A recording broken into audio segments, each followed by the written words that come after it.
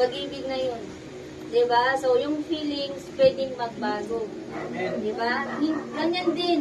May mga tao din na ganyan na the moment nagsiserve sa Panginoon, meron, once na feelings yung mas pinalamang mo, mas pinangibabaw mo, hindi maganda yan. Kasi hindi pwede na, Lord, ngayon feeling ko, gusto kong mag-serve sa'yo. Diba? Tapos bukas, Lord, feeling ko, hindi ko gusto ngayon mag-serve sa'yo. Feeling ko, hindi ko gusto ngayon sumunod sa'yo. Sa susunod na lang. Yan, oo. Hindi mo na ngayon, Lord. Sa susunod na lang. Kasi ngayon, feeling ko, hindi talaga dapat, Lord. Yan, hindi pwede. Kaya delikado yan. Yung feelings na yan. Lalo na kung yung feelings na yan is makakasama. Yan, ha? Kaya, hindi lahat ng feelings makakatulong sa atin.